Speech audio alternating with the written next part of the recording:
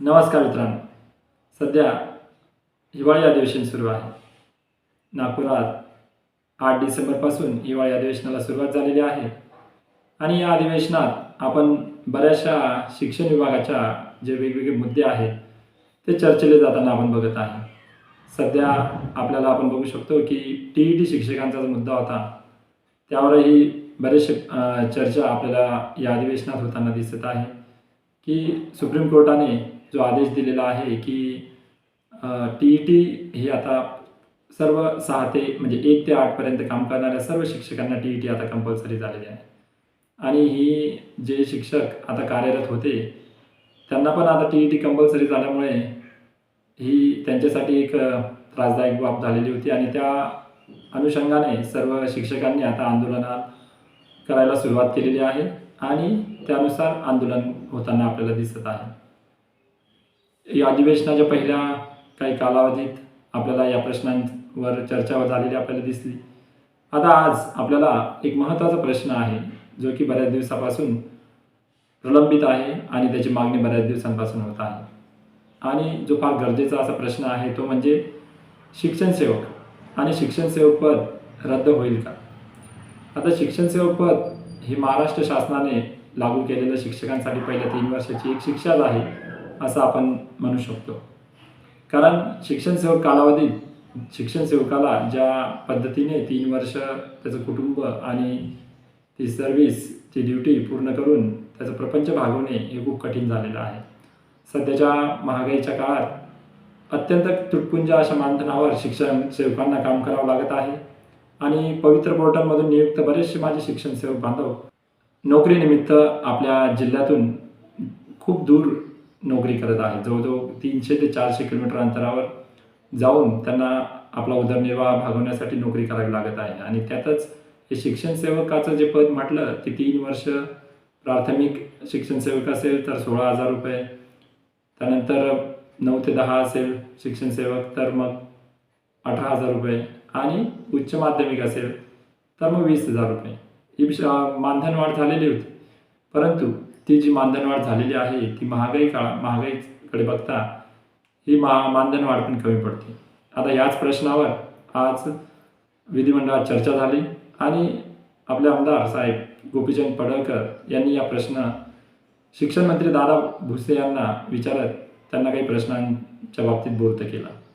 जसं की आमदार साहेबांनी पहिला प्रश्न विचारला की शिक्षण सेवक पद हे बऱ्याच दिवसापासून महाराष्ट्रात लागू आहे आणि त्यामुळे बरेचसे जे माझे शिक्षण सेवक बांधव आहेत त्यांचे हाल होत आहेत आणि अत्यंत तुटपुंज अशा मानधनात त्यांना नोकरी करावी लागत आहे. तर ही जी त्यांची हाल अपेष्टा सुरू आहे शिक्षण सेवकांची ही बंद होऊ शकते का? म्हणजे एकंदरीतच त्यांनी प्रश्न विचारला की शिक्षण सेवक हे जे पद आहे हे रद्द होऊ शकतं का?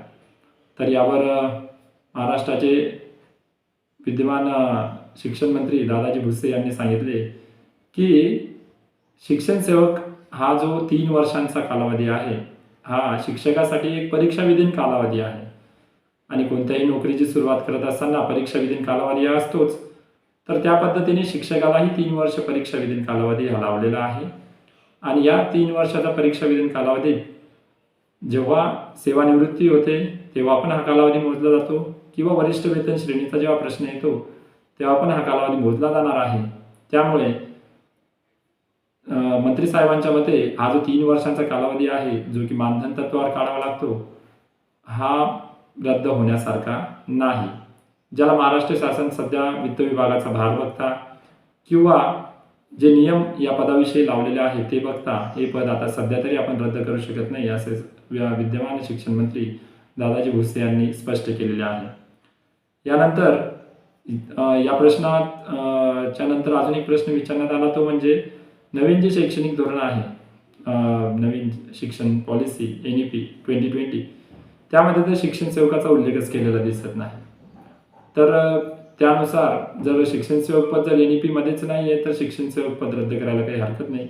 अशा वेगवेगळ्या मुद्द्यांवर आज विधिमंडळात चर्चा झाली आणि शिक्षण सेवक हा प्रश्न आज विधिमंडळात चर्चेला गेला.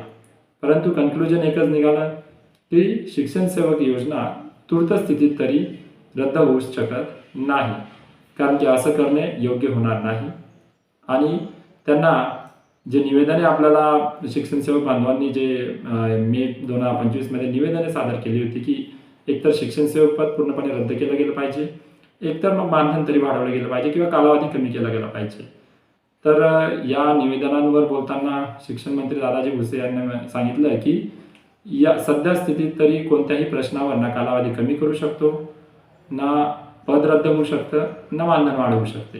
तर याविषयी सरकार आपल्याला सकारात्मक दिसत नाही.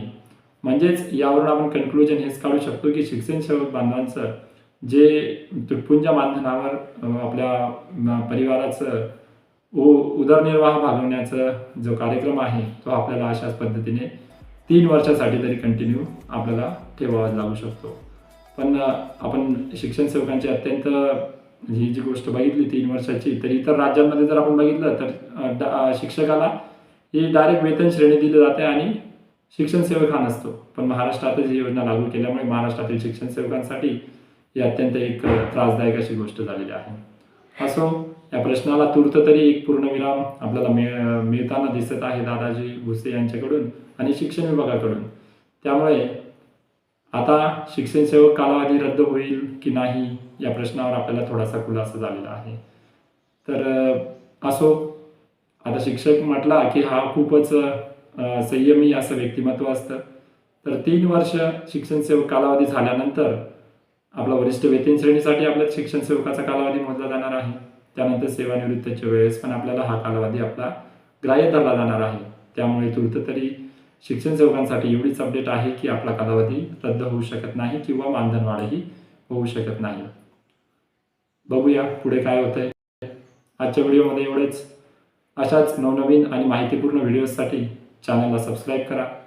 शिक्षण विभागाशी संबंधित, शाळेशी संबंधित, शिक्षकांविषयी, शिक्षण सेवकांविषयी किंवा शिक्षण क्षेत्रातील अन्य काही घडामोडींविषयी आपण नेहमीच आपल्या चॅनलवर वेगवेगळ्या माहितीपूर्ण व्हिडिओज घेऊन येत असतो. त्यासाठी चॅनलला सर्वांनी सबस्क्राईब करा. व्हिडिओ आवडला तर व्हिडिओला लाईक करा आणि असेच माहितीपूर्ण व्हिडिओ आपल्या मित्रांपर्यंत पोहोचावेत, त्यांनाही या गोष्टीची माहिती व्हावी, त्यासाठी व्हिडिओला शेअर करा. भेटूया पुढच्या व्हिडिओत. धन्यवाद.